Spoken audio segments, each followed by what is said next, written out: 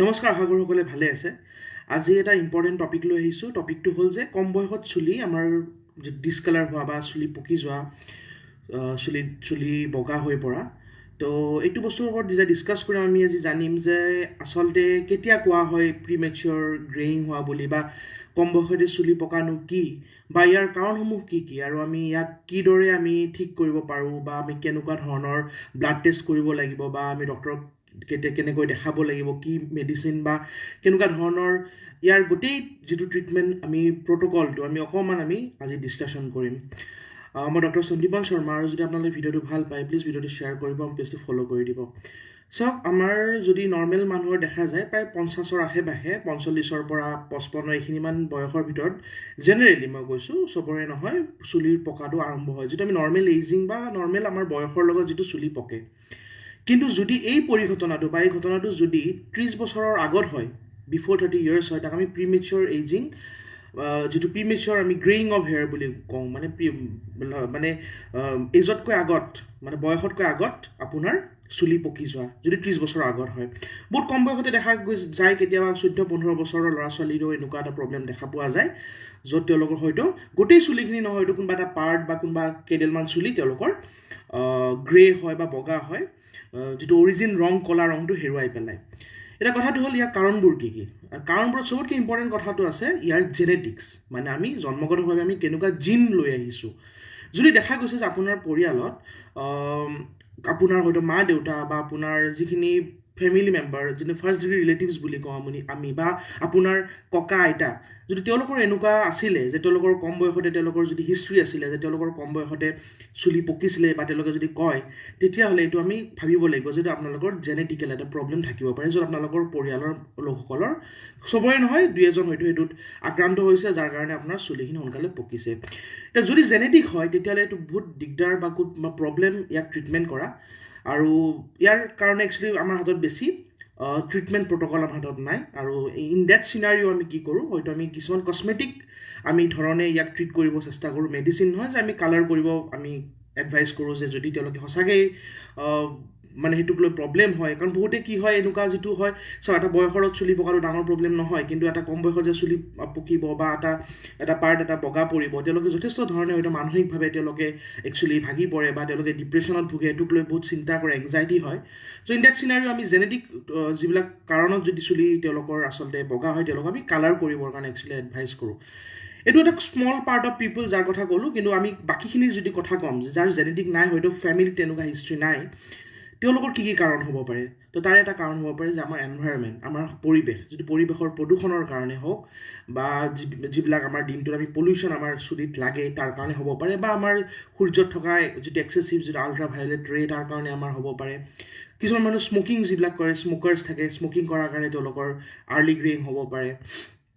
জেনেটিকখিনি বাদ দি পেলাই বাকী যিখিনি কাৰণৰ কাৰণে আচলতে কিবা যদি কাৰণ থাকে, যিটো কাৰণত যদি আমাৰ চুলি পকে, সেইবিলাকৰ আচলতে ট্ৰিটমেণ্ট আছে,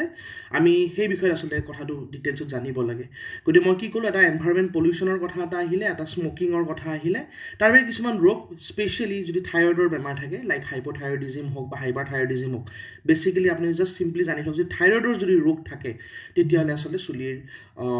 এনেকুৱা ৰংটো বদলিব পাৰে। তাৰ বাহিৰে যদি আপোনাৰ এনিমিয়া থাকে, আইৰণৰ অভাৱ থাকে, তেতিয়াও আপোনাৰ এনেকৈ চুলি কম বয়সত পকিব পাৰে। এইকেইটা মেইন। আৰু তাৰ বাহিৰে আপোনাৰ এতিয়া কথা অলপ, কিছুমান ভিটামিন ডেফিচিয়েঞ্চি যদি হয়, আপোনাৰ বায়'টিন ডেফিচিয়েঞ্চি, বা আপোনাৰ folic acid deficiency, copper deficiency,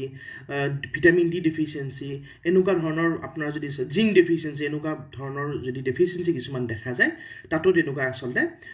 কম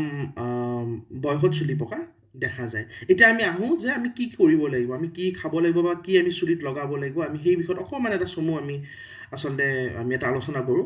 চবতকৈ ইম্পৰ্টেণ্ট হ'ল চুলিৰ কাৰণে, যে চুলিৰ যিটো ডেইলি আমি আচলতে যেতিয়া আমি বাহিৰত যাওঁ, আমি এটলিষ্ট আমি নিজৰ পলিউশ্যনটো আমি যাতে পলিউশ্যন যিখিনি লাগে দিনত, যিখিনি বেয়া মানে ধূলি বালি যিখিনি লাগে, বা যিখিনি মানে আমাৰ প্ৰদূষণ আমাৰ চুলিত আমাৰ বেয়া বস্তুবোৰ লাগে, আমি ট্ৰাই কৰিব লাগে যে এটলিষ্ট মূৰটো চাবোন বা চেম্পু কোনো ইউজ কৰাৰ কোনো দৰকাৰ নাই। এটলিষ্ট দিনত সদায় আমি ট্ৰাই কৰোঁ যে আমি গা ধুই যাওঁ, এটলিষ্ট আবেলি আহি পেলাই আমি ট্ৰাই কৰিব লাগে যে অকণমান যাতে আমি চুলিখিনি ধুই দিওঁ, যাতে আমাৰ দিনৰ যিখিনি পলিউশ্যন আমাৰ চুলিত লাগে, সেইখিনি যাতে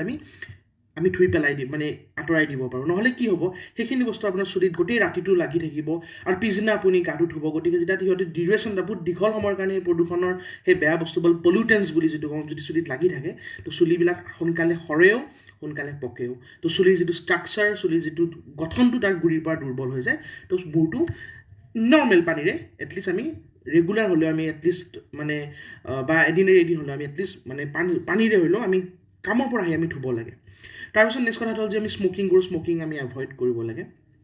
তাৰ বাহিৰে ষ্ট্ৰেছ দেখা গৈছে যদি খুব ষ্ট্ৰেছ লোৱা যায় মেণ্টেল ষ্ট্ৰেছ কিছুমান ৰিচাৰ্চে দেখাইছে যে মানসিক যদি চাপ এংজাইটি ডিপ্ৰেশ্যন থাকে তেওঁলোকৰো সোনকালে চুলি পকে চ' তেওঁলোকৰ একচুৱেলি ট্ৰাই কৰিব লাগে যে ষ্ট্ৰেছটো তেওঁলোকে মেনেজ কৰিব পাৰে আৰু তেওঁলোকে সেইটো হেল্প ল'ব লাগে পাৰে তেওঁলোকে য়োগা মেডিটেশ্যন কৰিব পাৰে বা তেওঁলোকে ডক্টৰৰ সহায় ল'ব পাৰে চ' আপুনি যদি দেখিছে যে আপোনাৰ ষ্ট্ৰেছ আছে লগতে আপোনাৰ চুলিও আপোনাৰ কালাৰ মানে ডিছকালাৰ হোৱা আৰম্ভ হৈছে মানে প্ৰিমেচিয়ৰ বয়সৰ আগত তেতিয়া আপুনি নিশ্চয় এইটো বস্তুটো অলপ গুৰুত্ব সহকাৰে ল'ব লাগে আৰু ষ্ট্ৰেছটো মেনেজ কৰাৰ কাৰণে মানসিক চাপটো মেনেজ কৰাৰ কাৰণে আপুনি আচলতে গুৰুত্ব দিব লাগে নেক্সট আছে আপোনাৰ যে আমি কেনেকুৱা ধৰণৰ চেম্পু ইউজ কৰিম ট্ৰাই কৰিব লাগে যে খুব হাৰ্ড চেম্পু ইউজ কৰিব লাগে লাইট চেম্পু ইউজ কৰিব লাগে পাৰিলে খুব বেছি মানে কেমিকেল কম্পাউণ্ড থকা মানে ৰাসায়নিক দ্ৰব্য থকা এনেকুৱা ধৰণৰ আচলতে ইউজ নকৰি অকণমান আয়ুৰ্বেদিক বা অকণমান লাইট মানে যিটো আমাৰ স্কিন বা আমাৰ স্কেল্প যিটো আমাৰ তালুখনৰ মানে যাতে অলপ লাইট চেম্পু ইউজ কৰিব লাগে চ' ডেট আমাৰ যিটো চুলিৰ ওপৰত যিটো লেয়াৰ আছে যিটো এটা অইলি লেয়াৰ এটা প্ৰটেক্টিভ লেয়াৰ এটা থাকে লেয়াৰটো যাতে নষ্ট হৈ নাযায় চ' সেইটো এটা ট্ৰাই কৰিব লাগে আৰু খুব বেছি গৰম পানীৰে মূৰটো ধুব নালাগে খুব বেছি ষ্টিম বা গৰম পানী এনেকুৱা যদি মূৰত লাগে আচলতে তেতিয়া কি হয় সেই যিটো চুলিৰ ওপৰৰ যিটো লেয়াৰটো আচলতে ডেমেজ হৈ যায় আৰু ফলত চুলি সোনকালে সৰেও আৰু পকেও গতিকে খুব বেছি গৰম পানী ইউজ কৰিব নালাগে আচলতে মূৰত এইটো কথা মনত ৰাখিব তাৰ বাহিৰে আহিল যে আমি একচুৱেলি খোৱা কথাটো গম তাৰপিছত আমি চুলিত লগাম কি চুলিত পকাৰ কাৰণে লগাৰ কাৰণে বেষ্ট দুটা তেল হ'ল আচলতে নাৰিকলৰ তেল আৰু আমাৰ মিঠাতেল হয় মিঠাতেলৰ চুলিত লগাব পাৰি আমাৰ আগতে কৈছিলে আমাৰ ককা আইতাহঁতে আমি মিঠাতেল লগাই কেনেকুৱা মূৰটো গোন্ধাব তেনেকুৱা নহয় আচলতে এই যিটো আমি সোনকালে যিটো চুলি আমি পকাত একচুৱেলি বহুতখিনি হেল্প কৰে আপোনাৰ মিঠাতেলে তেনেকুৱা বহুত ধৰণৰ ভিটামিন ই বা এনেকুৱা কিছুমান বস্তু থাকে যি আচলতে হেল্প কৰে আৰু লগতে আচলতে নাৰিকল তেল বহুত ভাল হয় নাৰিকল তেলত আপুনি কি কৰিব নাৰিকল তেল অকণমান গৰম কৰি তাত 4 পাতমান আপুনি যিটো নৰসিংহৰ পাত তাত দিব পাৰে আৰু সেই আচলতে তেলটো আপুনি লগাব পাৰে চুলি মানে ধোৱাৰ আগতে তাৰ বাহিৰে আপুনি কি কৰিব পাৰে হেনা লৈ পেলাই আপুনি তাৰ লগত কণী দিব পাৰে কণীত বহুত প্ৰ'টিন থাকে ভিটামিনছ থাকে তো সেই আপোনাৰ যিটো চুলিৰ ওপৰৰ লেয়াৰটো তেওঁলোকে সেইটো ষ্ট্ৰেংথ বা তাক মজবুত কৰাত হেল্প কৰে চ' হেনা আৰু আপুনি কণী মিক্স কৰি পেলাই এটা পেক বনাই পেলাই আপুনি চুলিত লগাব পাৰে মানে চুলি ধোৱাৰ আগত তাৰ বাহিৰে আপুনি আৰু এটা ইউজ কৰিব পাৰে আলমণ্ড অইল লওক আপুনি আলমণ্ড অইল কিনিব পাৰে তাৰ লগত আপুনি অকণমান আমলা জুচ লওক বহুত ভাল আমলখি চুলিৰ কাৰণে আগতে আমি চবেই জানো এই কথাটো লগত আপুনি 2 টোপমান নেমুৰ ৰস লৈ লওক লৈ পেলাই আপুনি চুলিত লগাওক তো বেচিকেলি এইকেইটা আমি লগোৱাৰ কাৰণে আপোনাক কৈ দিলোঁ তাৰপিছত চবতকৈ ইম্পৰ্টেণ্ট হ'ল যে এতিয়া খাম কি আমি তো আমি এইকেইটা বস্তু জানিব লাগিব চুলিৰ কাৰণে অলপ আগতে কৈছোঁ কেইটামান ভিটামিন কেইটামান মিনাৰেলছটো ইম্পৰ্টেণ্ট তো আমি সেনেকুৱা খাদ্য খাব লাগিব য'ত আমি সেই বস্তুবোৰ পাওঁ চুলি সৰা বা চুলি পকাৰ কাৰণে চবতকৈ দৰকাৰী যদি ভিটামিন কিবা আছে সেইটো হ'ল বায়'টিন বুলি কওঁ আৰু বায়'টিন আমি ক'ত কওঁ আমি কলত পাওঁ মাছৰুমত পাওঁ ব্ৰকলিত পাওঁ বাদামত পাওঁ কণীৰ যিটো কুহুম অংশ আমি য়গ বুলি কওঁ তাত পাওঁ আৰু আমি মাংসৰ লিভাৰবোৰ মানে ছাগলী হওক বা মুৰ্গীৰ লিভাৰত খুব বেছি পৰিমাণে আমি বায়'টিন পাওঁ নেক্সট আহি জিংক ক'ত পোৱা যায় জিংক জেনেৰেলি মাছৰুমত পোৱা যায় আৰু লগতে আপোনাৰ আমাৰ যিটো অখৰোট বুলি কওঁ ৱালনাটছ তাত জিংক বহুত পৰিমাণে পোৱা যায় মাংসটোত জিংক পোৱা যায় তাৰ বাহিৰে কপাৰ ক'ত পোৱা যায় আলমণ্ড বাদাম কাঠবাদাম আৰু নৰ্মেল বাদামত খুব বেছি পৰিমাণে আপোনাৰ কপাৰ পোৱা যায় লগত আপোনাৰ দাইলজাতীয় বস্তু যিবিলাক তাতেও কপাৰ পোৱা যায় আইৰণ থকা বস্তু আগতে কৈছোঁ আইৰণ ফলিক এচিডো চুলিৰ কাৰণে খুব দৰকাৰী হয় কাৰণ আমাৰ কৈছোঁ যে তেজৰ অভাৱ হ'লে আইৰণৰ অভাৱ হ'লে চুলি সোনকালে পকে বা সৰে তো আইৰণ আৰু ফলিক এচিড আপুনি খুব বেছি পৰিমাণে আপুনি যিটো সেউজীয়া শাক পাচলি স্পেচিয়েলি আৰু পালেং শাক ব্ৰকলি খুব বেছি পৰিমাণে পাব আৰু সেইকেইটা বস্তু আপুনি আচলতে খাব লাগে ভিটামিন চি খুব দৰকাৰী হয় চুলিৰ কাৰণে আৰু ভিটামিন চি চুলিৰ ৰিপেয়াৰতো হেল্প কৰে চুলি যাতে ডেমেজ যিখিনি হেয়াৰ সেইখিনি ৰিপেয়াৰ হয় আৰু তাৰ কাৰণে ভিটামিন চিৰ কাৰণে আমি টেঙা যিটো মানে ফল লাইক নেমু টেঙা হওক কমলা টেঙা হওক মৌচুমী টেঙা হওক কুমথিয়া টেঙা এইবিলাক যাতে আপুনি খাব ট্ৰাই কিৱি ফ্ৰুট হয় এইবিলাক খুব বেছি পৰিমাণে আচলতে ভিটামিন চি থাকে খাব লাগে দেখা গৈছে ৰিচাৰ্চত যিসকল লোকৰ কম বয়সত চুলি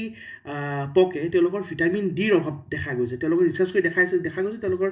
তেওঁলোকৰ গাত ভিটামিন ডিৰ অভাৱ আছে গতিকে ভিটামিন ডি খুব বেছি পৰিমাণে গাখীৰত পোৱা যায় বাটাৰ ঘি ক্ৰীম দৈ এনেকুৱা গাখীৰৰ বস্তুবিলাক আৰু মাছ মাংস কণী এইবিলাকতো আচলতে ভিটামিন ডি পোৱা যায় আৰু আমি সূৰ্যৰ পোহৰত এটলিষ্ট পুৱাৰ যিটো মানে খুব দুপৰীয়াৰ সেই কাঢ়া ৰ'দটো নহয় পুৱাৰ ৰ'দত আমি অকণমান সময় থাকিব লাগে তাত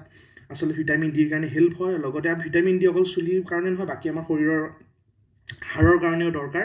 বোন ষ্ট্ৰেংথৰ কাৰণে হাড়ৰ মজবুতিৰ কাৰণেও খুব দৰকাৰ হয়